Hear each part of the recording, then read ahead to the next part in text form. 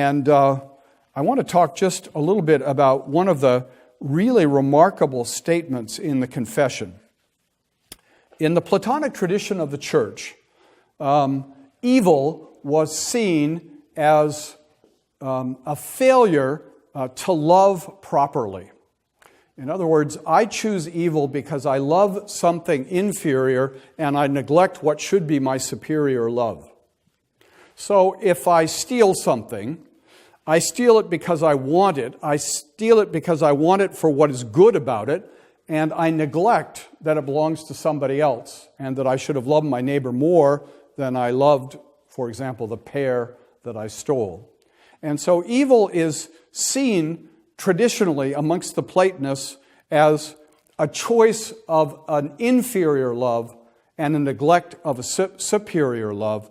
But evil is always loving something intrinsically good, just in a disordered way.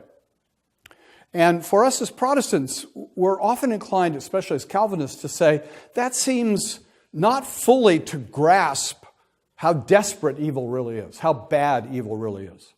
And although Augustine at times will use this notion of evil as loving too much a lesser love, at one point when he thinks back on his youth, we begin to see how biblical understanding breaks through to make a point on the part of Augustine beyond what he had really thought philosophically and theologically. And this is what he writes. He thinks back when he was a boy how he stole pears from a neighbor's tree. And he writes, "Your law, O Lord, punishes theft, and this law is so written in the hearts of men that not even the breaking of it blots it out. For no thief bears calmly being stolen from." How do you know that stealing is wrong? Because if anybody steals from you, you're annoyed.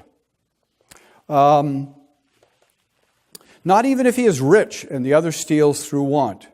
Yet I chose to steal, not because want drove me to it, unless a want of justice and a contempt for it and an excess of iniquity. For I stole things which I already had in plenty and of better quality. Nor had I any desire to enjoy the things I stole, but only the stealing of them and the sin. Now you see, he's really coming to a more biblical understanding of evil. A traditional Platonist would have said, well, you were hungry, you saw the pears, you fell in love with the pears too much, forgetting the neighbor that you should have loved more, so you stole the pears because you desired them. And he says, no, I wasn't hungry. I didn't desire the pears. I just liked doing what was wrong. And there we see how Augustine begins to move beyond just a philosophical understanding of things into a more fully biblical understanding of evil, the problem of evil, the burden of evil that surrounds him. And that is part of what leads him to think so much about grace, about the burden of sinfulness, about the inability of human beings to help themselves. And it's that line of thinking, if we're really so caught up in sin, if we're really so perverted by sin, how can we possibly rescue ourselves? And if we're only rescued by God's action, by God's initiative, then God must have planned to rescue us from all eternity, from before the foundation of the world. And lo and behold, that's the language you find in the Bible, isn't it? And so it's out of that reflection on sin, out of the reflection on the necessity of salvation, on his reflection on grace, that he comes to his teaching that we're saved by grace alone, according to God's predestinating purpose.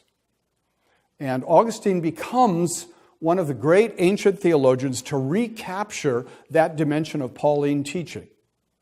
Much of the church had skipped over that. Much of the church had not paid much attention to it until Augustine came along. But you see how he's bringing the doctrine of salvation front and center in the life of the church. What's the nature of man? What's the nature of our fallenness? How weak are we in sin? How much does God have to do to rescue us? Can we be saved by our cooperation with grace, or are we saved by grace alone? And Augustine, throughout his career then, had to confront various teachers. First of all, Pelagius, who said, well, it's nice to have grace, but actually we can save ourselves without grace. But most of us need a little help from grace, so grace is okay, but we don't absolutely need it. And Augustine just hammered him, really destroyed Pelagius in the theological argument, so that from Augustine's day till today, almost no one in the history of the Western Church has ever said, I'm a Pelagian. Augustine just destroyed that argument. And then later in his career, there came the semi-Pelagians. Well, of course, we need grace. Grace has to come first, but then we have to cooperate with grace. Well, then Augustine turned all the heavy artillery on the semi-Pelagians. He didn't as completely wipe them out. Semi-Pelagians survived, even though his arguments should have destroyed them. And so the whole history of the church from that point on is often typified when a discussion of salvation comes up. Some people saying, well, I'm Augustinian, and others saying, no, you're not, you're semi-Pelagian. Well, no, I'm not really semi-Pelagian. I would rather think of myself as semi-Augustinian. And so there's been this movement back and forth. In the Roman Catholic Church in the Middle Ages, there were 100% Augustinians in the Catholic Church in the Middle Ages. Believe we're saved by grace alone, just the way we believe today. Thomas Aquinas was probably one of them. Anyway, that's for another day. And the Protestant movement's been troubled by that, hasn't it? I mean, there have been people who said, we're saved by grace alone. That's the only thing to be said. And then there are people who said, well, we're saved by grace alone and maybe a little something extra that we need to contribute. And so we've had this struggle, but Augustine is the one who directed our attention to the Scripture and its teaching that we're saved by grace alone. And that has been a huge benefit to the life of the church.